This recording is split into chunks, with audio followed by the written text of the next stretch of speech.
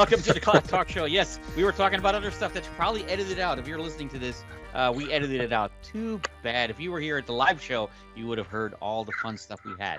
Is there a live show, Larry? I don't think there's a live show. There's no live show. There's no live show. I think the live show is when like our staff from our current work location shows up behind us. That's the live show, pretty much. This is why we're now in our socially distant locations at the moment. Right. At least some of us. Larry, you appear to be alone at home. I'm alone at home. Yes, I've got a door between me and my office. Oh, okay. Story of your life. Okay. Speaking of story of our life, hey, we're all from the same company in this particular call today. How about that? Well, at least on the video, at least. Right. Video, yeah. And Larry, do the introductions and let's get the show going. We've got Eric Means in, and Eric is works with the same company that we work for, but he's also actually working for the same client. We'll keep the client out of it, but he's the platform architect, one of the leaders of the project, and no laughing yet. Wait, the leader. Wait till I ask the question. No, the question is, okay, so a couple of things, right? Ralph and I do this Cloud Talk show, and we're really just talking about the cloud and about the cloud practices, and it's always nice in retrospectives to look back and see, what you could have done differently, but also, what tools, if you'd put them in place earlier, because I'm all about tools, but they need to be applied at the right place at the right time. So fit for purpose as a particular personality on our current projects. Thank you. To put it. Aha. Yes. So so if you could go back in time and implement some rigor. Sure. Yeah, I mean, I definitely think there are a number of tools that we've either tried to kind of, jam a hammer into a screwdriver spot, or there wasn't a tool, at least not a widely distributed one, when we started doing this. So I've been on the project for 2.5 years now.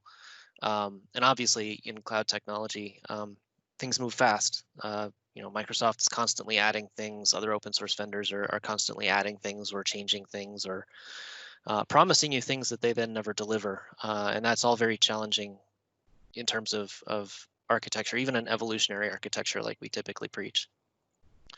I think the two big things that I would really push are when you're contemplating a new tool, and this is something that I really wish I could go back and do.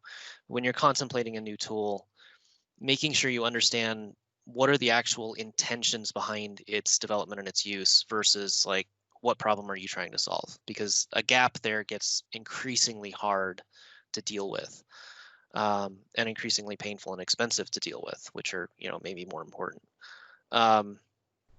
So the kind of flagship case that I'll trot out is Azure Key Vault. And at first blush, Azure Key Vault really seems like it's designed to store secrets, right? Well, okay, great. Let's put all our secrets in Key Vault. What could be easier, right? Yeah. It's hardware encrypted. It's designed for key rotation. It integrates with a bunch of other things like Azure Storage to nicely handle, things like that.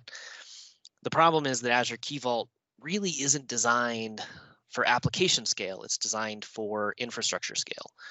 And it plays really well with, again, those Azure infrastructure type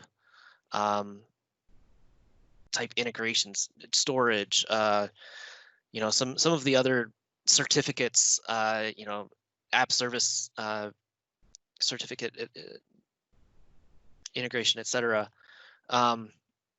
But what it really doesn't like is when you have a whole cloud full of microservices that are all like, hey, I got to look up my database password. I'm going to go hit Key Vault for it. And if they all do it at the same time, the problem is that Key Vault's scalability and its consumption model are basically designed as a giant bucket. And if you make too many requests, regardless of the source, or in some ways even the target, like even if you have multiple Key Vaults, if you make too many requests to Key Vault writ large, in the same period of time, it just stops. It stops responding to you. It says you're calling me too much. I'm not even going to talk to you anymore. And this essentially, everything seems fine. You're trucking along just great until you hit that threshold, right? And then all of a sudden production's down.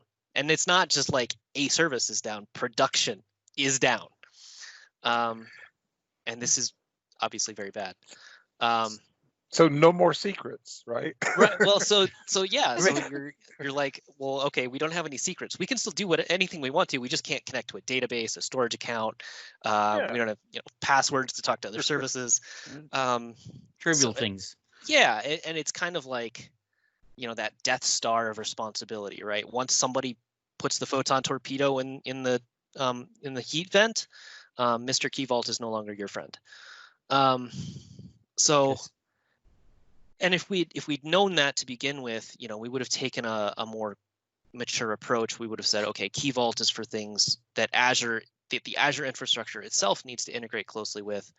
But for application secrets, and this is the direction we're moving now, we want to use something like, Spring's common configuration server, backed by HashiCorp Vault, or some other scalable application level distributable infrastructure that is really more fit for purpose, like I said. So that's a big one. Another big one is, and to a lesser extent, this one can't necessarily be avoided, but one of the things that we've basically done in the last 2.5 years is invent our own mesh networking framework, right? Our own service fabric, our own authentication, our own caching, all those little things that something like Istio, service discovery, something that Istio or its competitors would do for you, we've kind of cobbled together, and that's gotten us this far, which is not something to sneeze at. We've got teams who have done heroic things getting us to this point and keeping us moving, but having that as a separate unit that maybe somebody else is responsible for, because it's a critical functionality for us, but it's not a core business competency, right?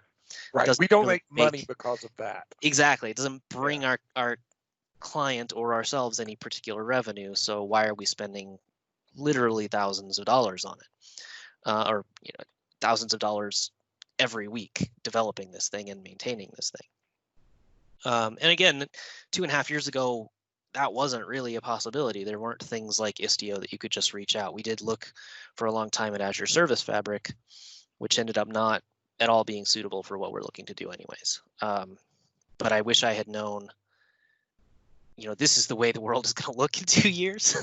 Right. And if I ever figure out how to do that, I will no longer work at Magenic because I'll be rich. But yes, and you might need people to come with you and absolutely help. And, yes. But I mean, so we had to write it ourselves because there wasn't something out there. But then again, we wrote it, and ours isn't Istio, right? Right. It's not as we did a coherent. Good enough job, but we didn't spend enough time or energy to get it to where it could be its own separate saleable project. Right. And I don't think we should have. I'm not. No. And I think we understood all of the various components that we needed, and started building those when, at the last responsible moment, sometimes slightly after the last responsible moment. But building those as a set of things that all understand each other, work well together, and can be, hosted outside of your primary code in a sidecar or as a proxy or something. That was a concept we didn't really understand until very recently. So right, and that's a good point. The sidecar, the idea of separation of concerns. Mm-hmm. We did have some cognitive leakage between those separate components and the transportation between them and the components themselves. Yeah, and a particularly interesting, I think, aspect of that is authorization, because what we have today is kind of the way we've written software forever. We write our authorization checks directly into the code, and we say, if you're in this role, or if you have access to this thing, then I'm going to proceed. Otherwise, I'm going to personally throw a 400, 403, 401, depending. Right. And where we're moving towards now is having that authorization kind of move out of the custom code and become maybe a fence around that custom code where, you can do that check independently of any particular service so that it's distributable, it's scalable, and the custom code itself doesn't have to deal with it, which again is one of those service mesh kind of concerns. I think that set of related concepts really will solve a lot of problems in a much more holistic fashion than we have today. Right. So put a proxy or an API management layer in front of it and let it handle the authorization, authentication, and then your service just does the business logic, just does the work. Right. That eases the burden on your individual feature teams, because honestly, understanding all of the intricacies of authentication, authorization, when can I cache, what can I cache, how do I invalidate my cache, how do I find other services, how do I register myself so other services can find me. All of that stuff is kind of orthogonal to what your average feature team really wants to focus on and is adding value by doing. So to the extent you can offload that makes a ton of sense. And again, tools for purposes. So some of the tools that we've tried to engage in that capacity weren't necessarily, we were kind of trying to shoehorn in Eureka service discovery, but that doesn't play well with our existing API management tool or some of our authorization, some of our other infrastructures. So finding the right fit is very difficult, but also, if you can dedicate a team to that and have them figure out how to do these things in line with your current architecture, it's a big win. Cool. Got it. So slow down to speed up, and in some cases, yeah. Really look at buying versus building. Buying versus building, and even open source plus a support contract can be on that buying side. There's a lot of, and those lend themselves well, I think, to like proof of concept type stuff where you can use the open source version, figure out how it works. Does it work well in your environment and with your architecture? And then go to the support contract and say, all right, we really want to implement this. What does that look like? Where, just jumping in with both feet on building your own, you've got no support there. You've got no way to experiment with it. See, is this going to work? So it's very satisfying though, right? I mean, it is. I love, writing something brand new. I have to restrain myself from doing that a lot because as a platform architect, trying to remember the last time I actually wrote and compiled code.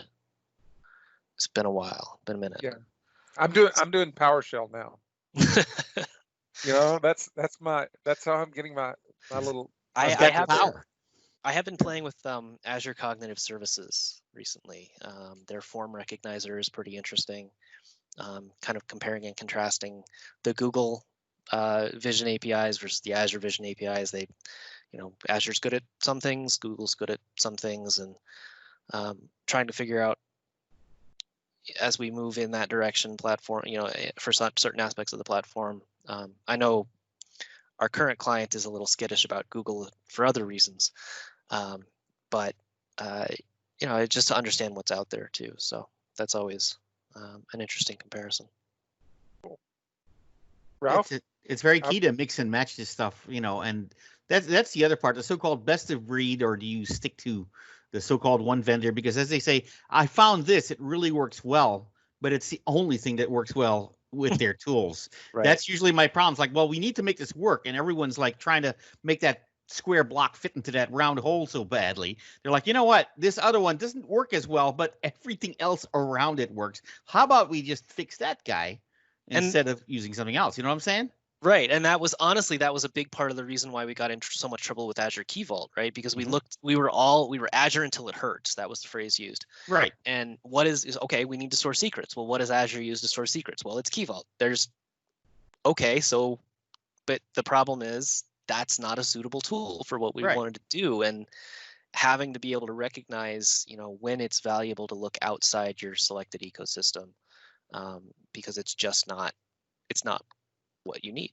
True. I mean, in that particular case, I think it sounds like the use case. The use case, when they came up with Key Vault, they were thinking of one of several things, right? But not that specific scenario. However, in the case of like the other solution, well, that scenario they were already considering from the get-go. I'll give you an example. It's like when we're talking about like Service Bus, or if we're talking about Redis, or one of those. A lot of those, when they came at a problem, they came at different problems. I mean, they came to a similar conclusion. I won't say the same, a similar conclusion, but to make one work on the other one, usually the one that came to that conclusion first is the easier tool to use, typically. And right? well, that's an interesting use case to bring up too, because one of the other major architectural shifts that we had was originally we were using Azure Service Bus in a way that it's really not meant to be used, but in a way that seemed like it would fit our architecture. And we started running into these problems. We went back to Microsoft and said, this isn't working. What are we doing wrong? And they're like, why on earth are you using Azure Service Bus that way? Hey, what? And we're like, well, if you're not supposed to use it that way, why can I configure it that way? Why is that even an option, right? It sounds like my kid coming to itself and saying, well, it's a shoe, so it goes in the body, right? And then she has it on her head or something. Right, like, exactly. Well, yeah, it goes in the body, but it's not meant to go in the head. Well, why not? It's a body thing. It's like, yeah, and it's definitely, especially for things where there's one vendor or one package that offers multiple different ways to do something, it can be very challenging to pick out the right use case, right? Like Azure has Event Hub, Event Grid, and Azure Service Bus, all of which, that Venn diagram overlaps pretty significantly. Yes, there we go. If you do the wrong thing and you get outside that sweet spot just enough, again, production goes down. And we've dealt with that challenge as well. So, really engaging experts and going back and talking to the people building these tools and saying, okay, what is this supposed to do? What is it not supposed to do? And what is it not supposed to do is sometimes like the real key question. Like, what should I absolutely positively not be doing with this tool?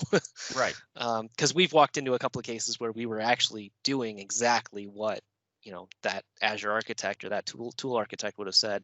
No, don't ever do that. That's not a good idea. Well, Exactly. but that brings up a good point, and it's okay. I want to bring in imposter syndrome in a little bit, because we're supposed to be the experts, okay?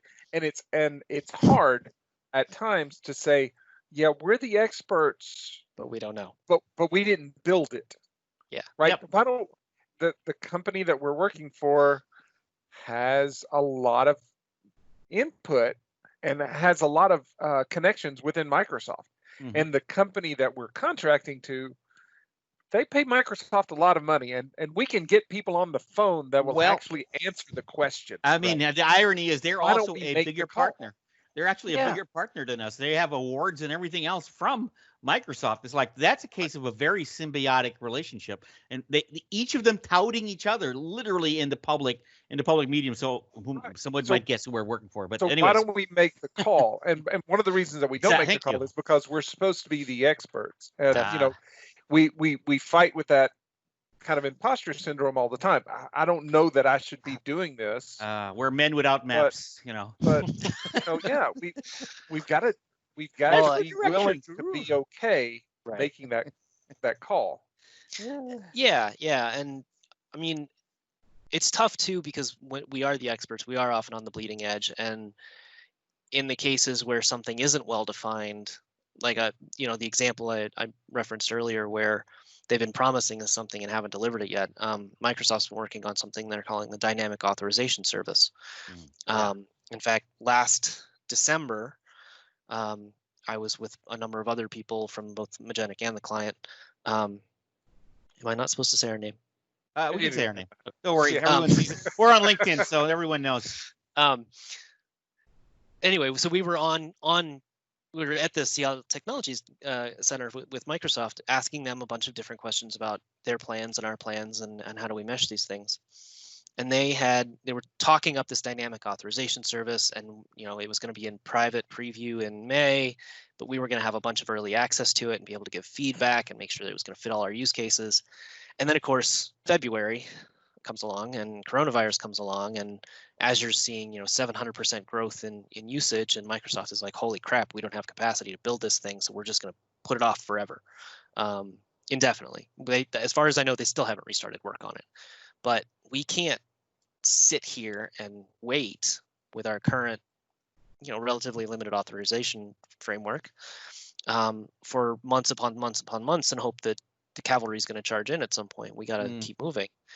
So, I mean, at that point, I would love to just say, well, we're going to go with whatever Microsoft's got for us. But the truth of the matter is, we have to try and do what's going to work for us, and also keep in mind, what we're hearing from other places and best practices and whatnot, and hope that at some point, it's convergent evolution, or at least somewhat convergent. Right, and that the weights that they use to determine which was the best path match up somewhat with the weights that we use, because there is no best solution unless you're all using the same weights, and the same measures, and and we had a similar conversation about workflow, about workflow products, and Microsoft's response was, I forget exactly who it was who said it, but they just looked at us and said, look, if there were a right answer for workflow, we'd already be doing it, but there's not. It depends on what you want to do. It depends on what industry you're in. It depends on what you care about. And that was very disappointing to hear, obviously. But at the same time, it makes a ton of sense, because even internally, we can't. If you ask 3 people on this project, what does workflow mean to you? You're going to get 6 different answers. So I mean, it makes sense that Microsoft doesn't have an answer, but at the same time, that's a challenge. I guess that's why we get paid like we do. But indeed, I would like, in a lot of cases, sometimes it's as simple for me as just throwing something on the wall and seeing what sticks in the community. Sometimes just well, here's what I do. For example, with my freebie dev tenant that I use, I'll use the support over there. It's free, and I'll throw out a question. My big point is, if I ask several people in tech support, they have no idea, because of course these go to random people, the same question, and I get the same answer. I know it's the right answer, right? So wait a minute, I hit several people. You know what I do sometimes? Remember those sales chats that they have when you go up? Those bots come up there, like, hey, can I help you? And I go in there and said, no, I feel like talking to a person, and usually a person comes on, and I'll throw like a licensing question. Well, I'm trying to do this. Does this mean this? They'll say yes or no, and then I'll do it again from another browser. I'll get somebody else. Same thing. If I get a different answer, stop. Now I know I don't have it right, because I have now 2 or 3 different answers from experts. My how do we say it? My golden rule is that it's okay if we think of something, Microsoft might think of something, and the 2 people, when they meet, they all agree that this is the way it is. But if the third person comes in and it's not that way, it's dead. Right. So you got to talk to others. As I say, bring in others, even if you don't have to say, this is under penalty of death, I'm going to talk to you about this, whatever. Talk to somebody else. And I think one of the keys there is constraining your question. Because if you ask too big a question, it's the blind man and the elephant, right? Like, one guy grabs a trunk and he says, well, this is a snake. And then one guy grabs a tail and he says, well, this is a whip. And one guy grabs something else and says, I have no freaking clue what this is, guys, but none of them agree, right? Right. So it's getting it focused down, and it's, I mean, that though it's what we're supposed to be the experts at. I mean, it's not necessarily having all the right answers. It's knowing how to ask the right questions. Right. Yeah. And understand when you've asked the question, gotten an answer, is that an answer that makes sense, and is it an answer that makes sense for you? I mean, that's really what it all comes down to. All right. Let's shift just a little bit and shift. Talk about shift happens. Yes. The project that you're on, it's 2 years, 3 years old. Have you seen the project, as far as the owners, the business owners, but also the developers, go through different life cycles? I mean, are you if you took the code that was being generated or the user stories and looked at them from 2 years ago, would they match up? Or I mean, I think with any project that goes that long, especially, and becomes as much of a juggernaut as this thing has, I mean, we have 4 different release trains just on this project, and probably 300 people all told involved in development, and that's just like those 4 trains. That's not even ancillary people. So obviously, as we've grown from where we were originally to where we are now, you don't get there without adding a lot more structure. Mhm. So there was a lot more, in the early days. I remember when I first came on the project, it was at the end of the first program increment, and I was watching the system demos right before planning for PI2, and first thing that occurred to me, I'm watching the system demo, it's up on the screen, and they load up the demo app, and there's no login page, right? It's just you go right into the app, and I'm like, surely not. Okay. Surely it's just transparent authentic. It's got to be some kind of authentication, right? Okay. So Okay. and that, I mean, There you go. that would never fly today because we have InfoSec plugged in from a very early point in the process where True they're enough. they're never going to say, yeah, you could do this without authentication. That's cool. And to We'll be fair, add it later. We'll Yeah, add it later. Just to be sure, in our company where we're working right now, which is they're doing the right thing. InfoSec, let's just say they're carrying that big stick and they're whacking you like very early on in the process. Yep. This is good practice. It is good Yeah, to have yeah. security guy out there. It's like your mom telling you how to cross the street. You're only a toddler, for heaven's sakes. Listen to mom for now, okay? Afterwards, you grow up, but mom will still be there. Great. As long as mom can be there, fine. Agreed. And in our own defense, I mean, we were not in production. This was purely a development environment. There was no real data. We didn't even have real clients yet. This was purely like, let's show the current prototype for the direction we're thinking. And Yeah. I mean, probably 10% of that code even still exists in the system these days. Maybe more. I might be wrong. Right. But so that was very much a look. We gotta, as with any project, right? You have to show value early. You got to show where are we going. You got to show that vision of, yeah, we're gonna change your business. We're going to help you do your business better. And that was the focus.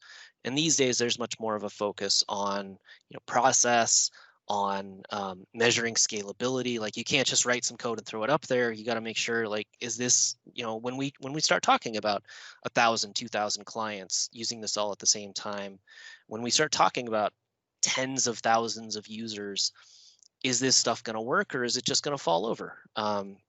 Where, maybe PI2, PI3, we were more concerned about getting a client on board than worrying about what happens when we hit 1,000, right? Right. It was salesware versus versus a real live platform and application. Yeah. So I think there is a lot more structure. There is a lot more rigor, which is all a good thing. It does mean it can take a lot longer to get a ball rolling. I mean, that's the trade-off you make, right? We're not as agile as we used to be. And that definitely, it inhibits innovation. It inhibits, somebody has a realization and says, well, what if we just do this thing? And everybody goes, yes, that's perfect. Let's do that. Because turning 4 release trains, it doesn't happen on a dime. It happens on a 3-month schedule minimum, sometimes 4.5 to 6. Right. And that's nature of the beast, but it's the way it is. So back in the day, when it was salesware, the person who was writing the service and the person who was doing the screens for the UI were the same person. That's true. Right? So versioning and there's a difference in continuity required now versus then, because I mean, now you got 50 people that are dependent on your API easily, and you make a change, and they need time. They need to know about it well in advance. They need time to react to it. Yeah, backwards compatibility is a huge thing for us now. Where, I mean, I remember at the end of PI2 when we were going into production for the first time, I was sitting in my in-laws' basement, writing and rewriting what became our authentication service. And I made it work 12 different ways in the course of about 12 hours. And I mean, first of all, I couldn't do that these days because I probably don't even understand the code. But also I can't do that because every other service, and I mean, we probably have 30, 35, 40 microservices at this point, not to mention external tools, all the different ways that we interoperate with everything else. You really do have to do a lot of planning around, learning to do non-breaking changes and non-disruptive changes. When you're working on a project at this scale, they're real skills and they're very important. So No, is I that mean, something that you think that, maybe a roadmap for the next time you're a platform architect, because it's going to happen, right? mhm. The next time you're a platform architect, you'll kind of know this road sign. There'll be this tipping point where you start having to, hey guys, we really need to start talking about semantic versioning. We really Yes. should start talking about, evolutionary database design. We've got to start, before it becomes a problem, Right. layering these things in. Yeah, definitely. If I were starting this project over, or if I start, when I start my next project, that I'm expecting to be this kind of a scale. I mean, obviously things are different if you're working on a converting an Excel spreadsheet to a web app for one of our smaller clients. I mean, not that that's not valuable and not that it doesn't have its own challenges, but I have a whole checklist of things, a whole set of bookmarks for here's what I'm going to do next time. Right. So yeah, that's definitely, and I think that's one of the biggest and deepest parts of our industry is, and in most industries, if I'm being honest, is, always be learning. Always be learning for the next time. Always be keeping track of here's the lessons that I learned, here's the mistakes that I made, because that's the only way you get better. Yeah, I think coming back to the checklist is the other one. Like in the last big project I did before I came here, which by the way, I'm going back to that project again pretty soon. One of the things that we did off the bat was says, well, we're going to do this 12-factor period. It's like, well, but a lot of people are opposed to a lot of the stuff that you mentioned in there. Well, we don't care if they're opposed to it now. Here's the list. We're starting from here. We're starting from the extreme of like maintainability and all this other stuff. The big one, maintainability, is what we're talking about right now. All right. And if they say that they're not going to do something because of whatever, let's just say, objection they have to something, basically make them sign off in blood that says, okay, me and my first child and my mom in her grave says we're not doing logs because we love nlog and we're never going to put logs up online. Okay, and here you're going to say so that when management later says, why are we spending an extra 3 sprints to do this again? Well, because you didn't want logs in the first place. We could have solved this problem, but this guy signed it, and here's his first child, by the way, very lovely boy. I mean, this is the thing.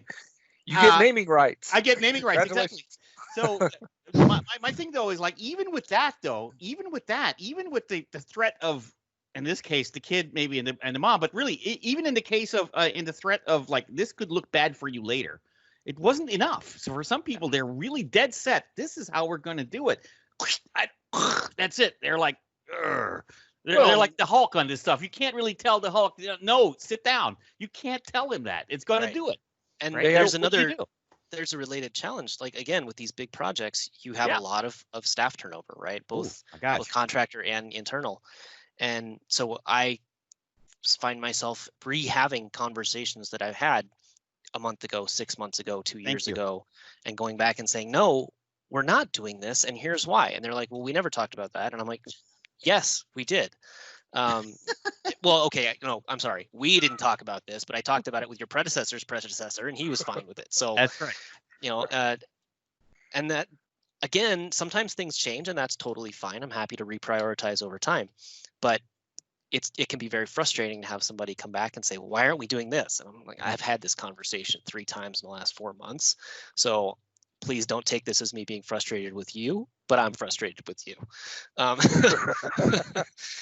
So and that can be a challenge as well. But I definitely think you have to remain flexible and just understand that situations change. Maybe part of the onboarding process could be just like, and for those folks that are out there, if you're onboarding somewhere, try to find out what the rules are or what has been, take the time out to learn it, because actually that will help you. So before you get into a fight with someone like us saying, oh no, or your predecessor, better if you are the one that initiates that, just tell me how and let's learn it first, versus the other way, like, oh, I'm coming with this knowledge. We got to go this way because this is the best way. Circling back to that checklist concept, one of the things that we've started doing is keeping, on our internal wiki, we keep a list of, okay, here's all the things that, like, for example, InfoSec has given us before that we've determined are false positives. So anytime anybody from InfoSec comes at you with this one of these findings, It's on a wiki page. You just copy and paste exactly why this is a false finding, and you send it back to them, and they're like, "Okay, cool." You mean this one, sir? It's like, yeah, oh, yeah, yeah, okay. So that's project beyond the 12 factor. That's 12 factors for the application. Now we need something like that. You know, the 7 tenets or whatever for projects. The 7. That sounds like a Doctor Who documentation, right? Or the well, and we've talked. Samurai. We've had that conversation multiple times too, where platform architecture especially has been, you know, we talked about this kind of an architecture, we made this determination, and then 2 months later somebody wants to come back and rediscuss it. And unless anything has significantly changed in the meantime, that's not valuable. So you need to have a record of what are those architectural decisions that anyone can go back and look at, figure out who signed off on it, who approved it, why did we make the decision we did. And we're still working on that because we're terrible at it. Just as humans, we're terrible at it. Yeah, so that's always the challenge, right? If we do it over, we're gonna like have it all documented. They'll all sign off. But as they say, as time goes by, some of it will slip. It's like, well, I'll sign that tomorrow. Can I not do that today? I gotta go pick up my kid or something. You just forget because it was a relatively minor decision. It sounded minor at the time, right? Right. And now all of a sudden somebody's like, why are we doing it this way? And nobody seems to remember. You gotta go dig through emails. If you have kind of an organized library of those decisions, we've tried to use something called Ladder, which I think is lightweight architectural decision record. Oh, maybe. Interesting. Cover that sometime there. Yeah, it's actually an interesting subject. I keep quiet now because we go totally off tangent if we go down. We'll edit that part out. We'll edit that. No, but so for me, a lot of times we're making decisions based on where we are in a project lifecycle. Our thoughts about the size of the project, because what we believe a project is versus what the client believes the project is, there's some dissonance there sometimes. And I mean, so for me, I always like to do analogies. There are times when you want to go to Williams-Sonoma for a pot, and times when you want to go to Walmart for a pot. Right. And they're just different, and you're solving different problems. And it's okay. They're both really fit for purpose, as you mentioned earlier. Depending on the purpose, right? Depending on the purpose that you're planning on putting them towards, and the duration that you expect it to last. Okay, I forget I even said that because it's always going to last forever.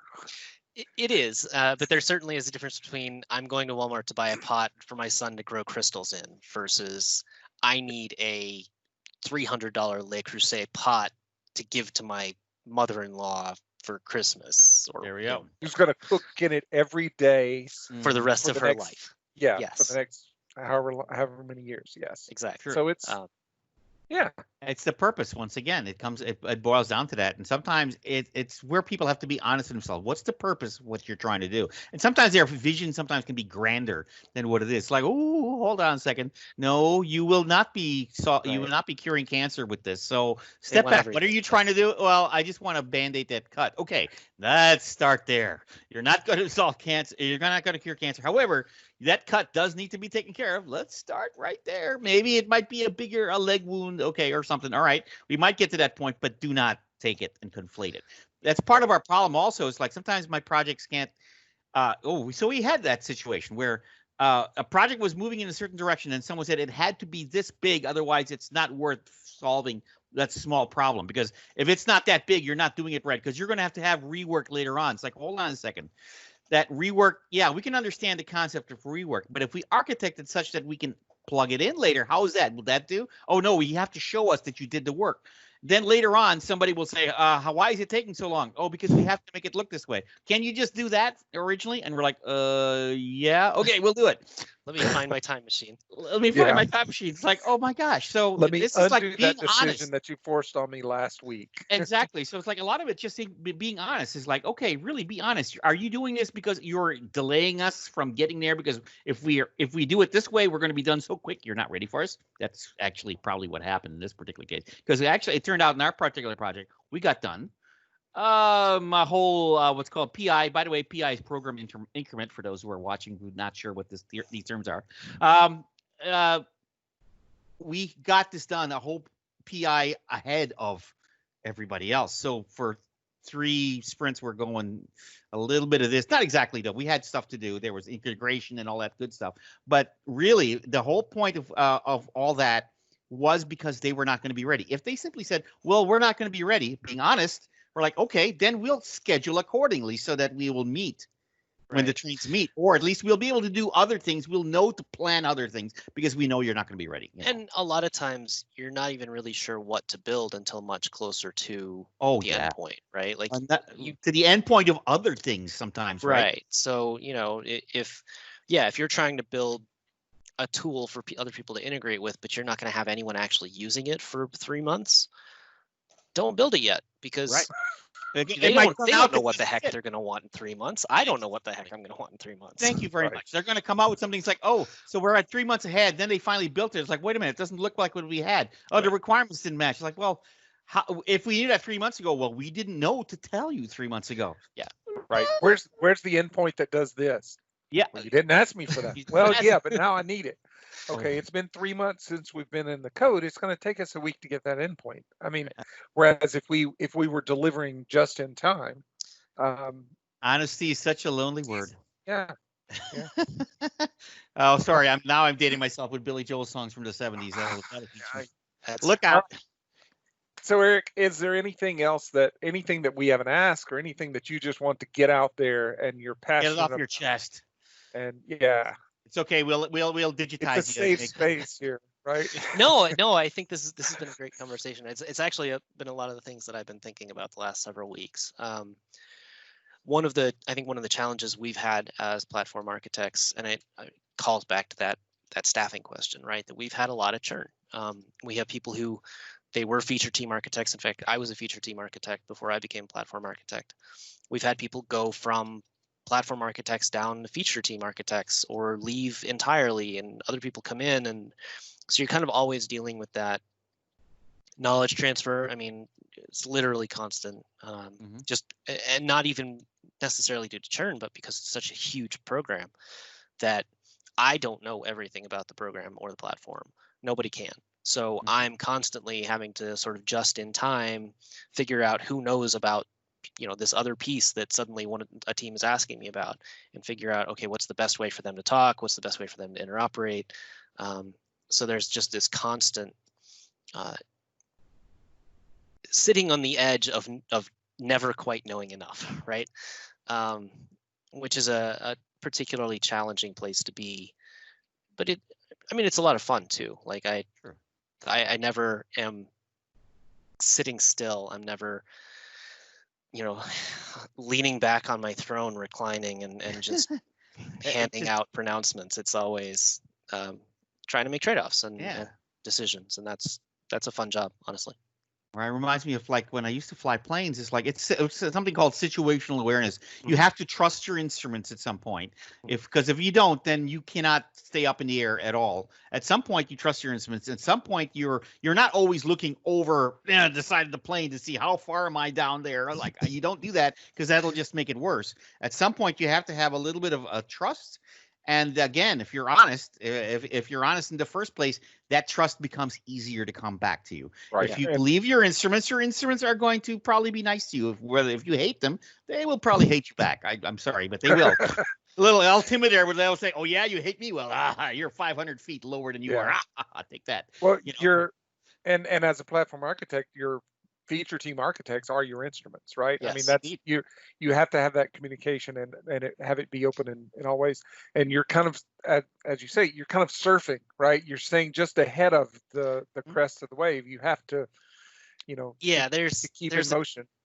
A concept called dynamic instability, right? Where it's essentially controlled chaos, and it's actually very important to airplanes. Yes, indeed. As well as, it turns out, software development, because if you have no stability, you can move really fast. You can break things. That's maybe your first 2-3 sprints, right, where you're just getting your feet under you and you're figuring things out. But if you do that all the time, you can't make any progress, because everybody's starting from scratch every time. Where if you're too stable, you can't turn, right? If you're on rails, and you've determined this is what we're going to do for the next year, and God himself can't come down and change it, then you can't react to changes. You can't be agile. So that finding that sweet spot in between is kind of the major challenge, especially for a platform architect, where how do we maintain those points of flexibility, those points of deliberate instability, so that we can say, yes, we're going to go this direction versus that direction, but also not break everybody all the time, because it turns out that makes them really irritable for some reason. I'm almost thinking like the Aquaman, he's like standing on the two dolphins, where they have the picture where like, I'm standing on two dolphins. What if one of the dolphins says, hey, Aquaman, I'm not feeling it today. Splash. Yeah, or I'm just gonna go straight. I'm just gonna go straight. Turning. It's like turning. Dolphins but like, then again, I'm not feeling it. you mentioned rails, but man, you can go fast if you're all going in the same True direction. enough. If there's only one place you can go and you've predetermined that, you can just go really fast. Indeed. There's very little friction from moving forward. That's why we use railroads. But it's true. If all of a sudden the rail's out, bridge falls out, or you decide you want to go to Cleveland instead of Cincinnati, oh well. Right. There's a reason that as you mentioned, hey, there's low friction. We use rails a lot in the United States to move cargo. We also use trucks. Right. We also use cars. We also, we have all of these different things because it's suitable for the purpose that we have. Yeah, we don't turn ourselves off to the purposes where, use the appropriate piece. So we always have to be learning. We have to be looking. We have to be reasoning about where we are in the sort of age of our project, what the project's going to be for, the age of our industry as well. I mean, we're in a very interesting position with our current client because the industry's changing. Well, and this is a brand new aspect of that industry. I mean, it's really only come into being in the last 3 years. So even they are not entirely sure what it's going to look like ultimately. But if sometimes they'll, as they say, they may not know what it looks like, but there's that little ambition that they're going to shape it. Yeah. Right. So, that's the case of some of the other bigger companies that, well, you know what, we don't know what it's going to look like, but, since no one else is looking, I might be shaping it. It's like, follow me situation. So got to watch out for those. Yeah, that's definitely been one of the more exciting aspects of this client and this project is we really are shaping like an entirely new segment of an industry, determining what it will look like. So, and you don't get to do that every day. All right. Hey, all right. Well, that was interesting and fun. I thank you, Eric. Yeah, absolutely. My pleasure. That's a good point for us to call it a day. Yep.